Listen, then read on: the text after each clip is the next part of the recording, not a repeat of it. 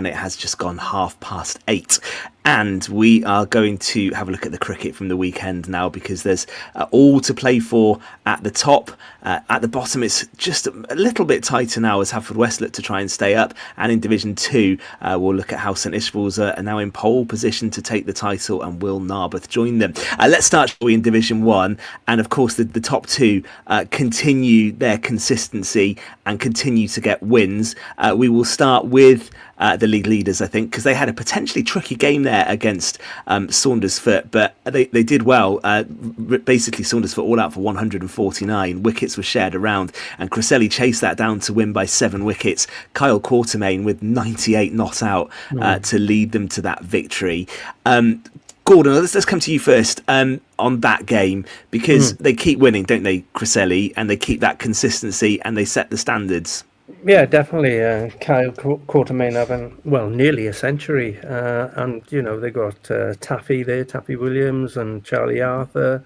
They got the boy that was at Glamorgan, Tom Murphy. They got a really strong squad. And I know Snowy hasn't been playing of late either. So, I fancy them to go all the way. They've got Carew at home. That should give them a bit of an edge. They've got some classy batsmen then. But Carew is strong as well. They won't hand it to him on a plate. We'll come to that game in a sec, because let's just deal with the Carew match as well. And Fraser, you can say the same about Carew. They keep winning, and they're keeping the pressure on. They beat Herbrandston convincingly. Herbrandston all out for 167. Noah Davis 4 for 30 there for Carew, and they chased that 1 by 8 wickets. Ian Sefton 65. So the same thing we say about Cresselly for their consistency, you've got to say it to Carew as well, and they've cut the gap to 4 points. Yeah, and I thought both actually had very, very tricky fixtures on Saturday. Saundersfoot, we know, are capable there, and Herbrandston too, had a very good season. And I thought you want, for the sake of the league, maybe for them to both do one, because it really does set it up for this Saturday. I think it's 50-50, I'll be honest with you, from here. Obviously, the slight edge is with Cresselly. They got 4 points, but Carew will know 2 wins will do it, regardless of how the points work out next week, or should do it anyway. They won't want a repeat of obviously last season and the manner they lost that title, but miscalculating points maybe. But it's going to be huge. It's so much. It might depend on the toss and the conditions. It looked at one point there was rain scheduled for the weekend. That's actually changed now. That would have been typical. But no, it's a big day, and I think it's hard to think whoever doesn't win on Saturday should win the title, but it might not work out like that either. I mean, mathematically, it won't be decided, I don't think, on Saturday. We will probably still go to that. Well, we will go to that final weekend, I think, with something needed from either side. But I do think psychologically, if one side wins that game, that team, it's theirs to lose. Gordon, you started saying you think it's 50-50. It's going to be tight. Away. Sorry, Ben. No problem at all. We're all excited for it, Gord. So you carry on. It's a big game, isn't it? Yeah, I mean, the rivalry in the south of the county there is quite intense, to be honest with you, and it'll be no different on Saturday as well. I just fancy that Cresselly could have the edge, being home advantage, although the ground is small. There's going to be some big hitting if the weather's good, and any of those batsmen. I see Ian Sefton's back at Carew as well, a class batsman, and he's been going quite well of late. There's a number of players can be match winners there, and it's if you want to see a decent game of cricket in Pembrokeshire this weekend, go to Cresselly, because it'll be top notch. Fraser, let me give you the weather report, shall I, for Saturday, and see whether this influences your thoughts on this. So, it looks as perfect as you could get for a day's cricket in Cresselly. Sunshine and a gentle breeze, highs of 28 degrees. So, what do you do, Fraser, if you were captaining either side? If you win the toss, what do you do on Saturday in those conditions? You bat. You don't worry about the connotations of the points and getting maximum points. Any team will take any kind of win on Saturday. And if the conditions are that good in Cresselly, I would say you have to bat first. Some teams don't. Some teams always prefer to chase, but personally, I think whoever wins the toss will bat. I'd be the same. I think in those conditions, you want to get a good score on the board. You want to tire out the opposition a bit. You want to make them field all afternoon, don't you? And hopefully chase some balls to the boundary. So the toss could be crucial. Let me just get final predictions, and we'll look at some of the other games then. So, Gordon, I think you're saying Cresselly just with that home advantage, because the margins are so close between these two sides that if you're trying to find an advantage, being at home is probably it, isn't it? Yeah, that's the only advantage, to be honest with you. They're both very good sides, equally batting and bowling. So it's going to be a classic. Fraser? I mean, yeah, if you get a forcement one army, I would say Cresselly, obviously Tom Murphy, Charlie Arthur, both had big tons lately. Kyle Portman, 98, they've got maybe the batting power. And if I had to choose, I'd probably go for them. But I like I said, I generally believe it's 50-50 as well. Tom has got a smile on his face. I think he's going to say Carew. I am just because I can. I could tell. We cover all bases then. yeah. And I think if I say Carew as well, then we're setting it up, aren't we? Because we know it's going to be a tight game. So good luck to both sides. Gordon's absolutely right. If you want a great game of cricket, that's the one to go to at the weekend. Let me just pick up a couple of other results in Division 1, then we'll just do Division 2, and we've got some cup cricket to wrap up as well. But at the bottom, obviously Langham have had a very difficult season. They're heading down. They were well beaten by Neyland by 252 runs. Ross Hardy 107 for Neyland. But Haverfordwest and Whitland, that was a crucial game actually for Haverfordwest, because Whitland are just above them in the table. I think the gap's 9 points now.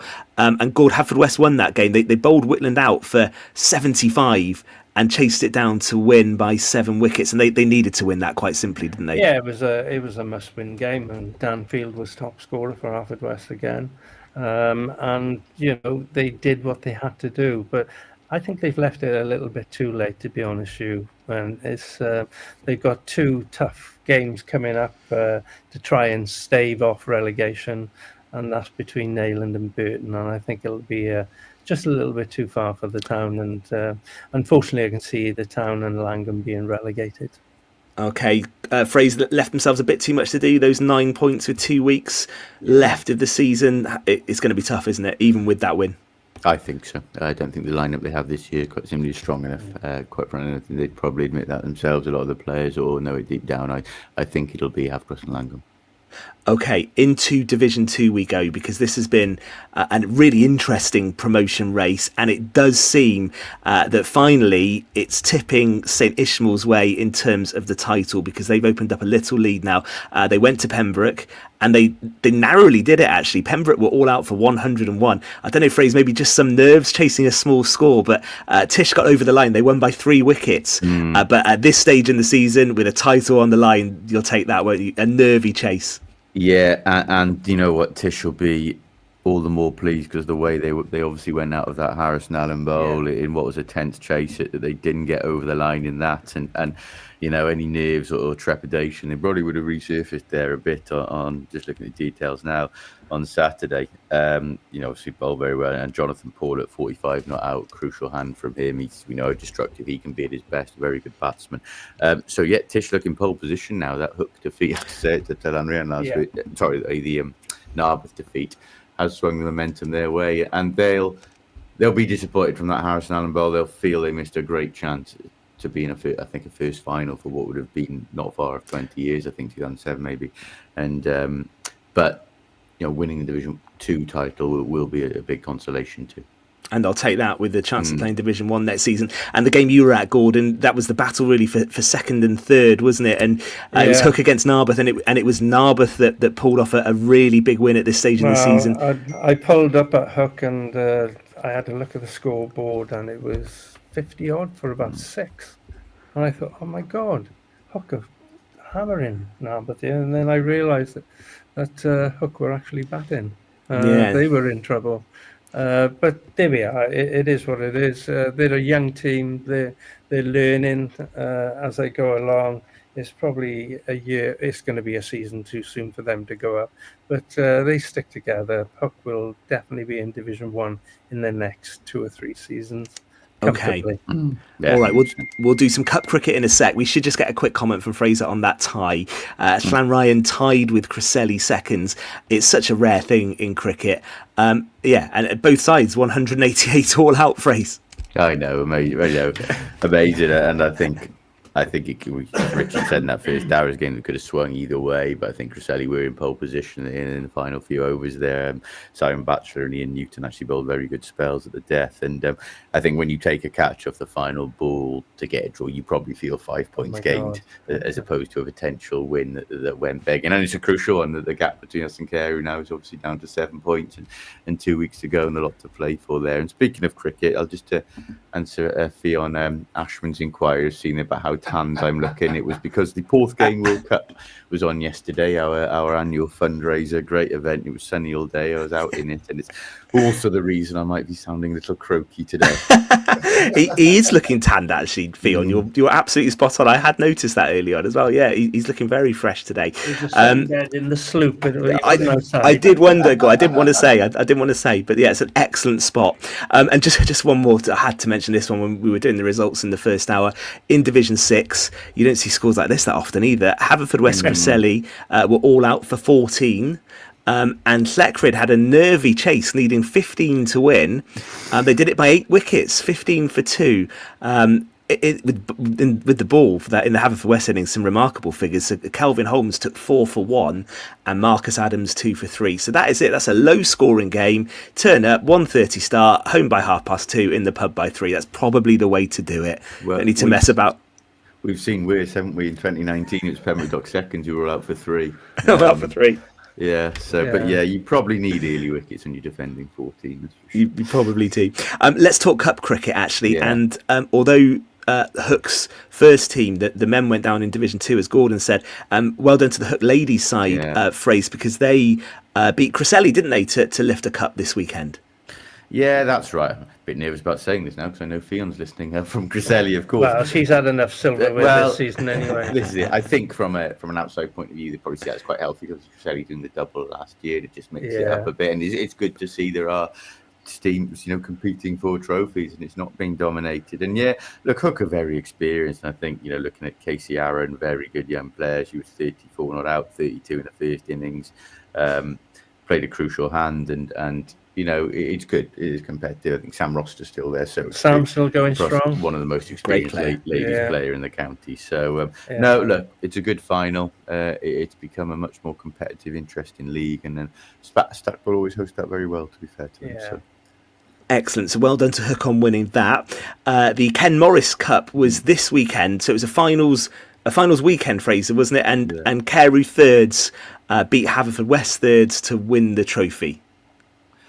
Yeah, that's right. And, we talked about the youngsters coming through at Carew Cresselly, which has already come to fruition in their first teams now, isn't it? Yeah. And but they do both have strong second and third team sides, of course. And Carew thirds, again, got a lunch. Well, I say youngsters. Kerry Waters, man of the match for a haul of wickets. Kerry's been around a while. I think he's played first, second and third this year, as always. But he's a great club man and he plays where he's asked. And it's a good competition to win. And well done to Richard Howell because he organises it superbly every year. He's pretty much on his own doing it all. And to put finals day on like that and have 2 semis in a final, it makes it a lot more exciting. It's a great effort from him. So well done to Richard. Yeah, everybody involved at Narberth, they do a great job there.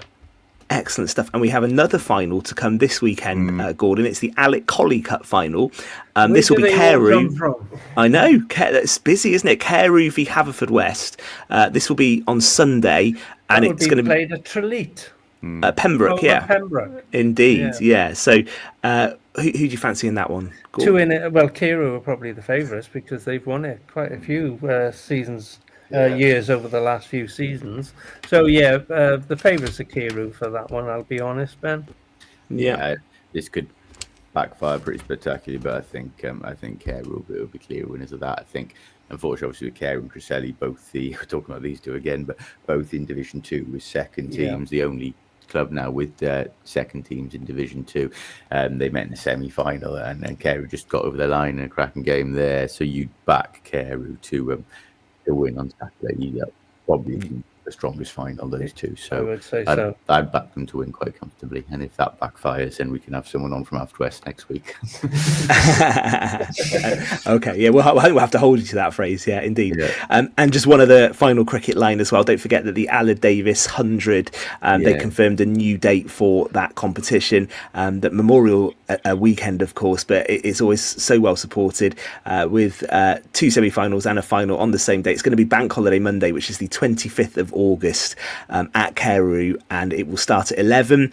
The 2 semi-finals, of course, 11, 1:30, and then the final at 4:30. £5 entry for that. Under 16s go free. We wish Tom and all of his team organising that all the best with that on that rearranged date, which will be Monday, the 25th of August. Great. I think we've done a good section there on local cricket and that big game to come at the weekend between Carew and Cresselly. So in a week's time, we will know maybe just a little bit more of an idea where that Division 1 title is heading. We'll come back for the final part of Pure West Sport. We'll have a look at the Wales women's rugby squad, which does include some Pembrokeshire representation and a few other bits and bobs just to wrap up this evening's Pure West Sport. That's coming up next. Pure West Sport Show, sponsored by Eaton-Evans and Morris.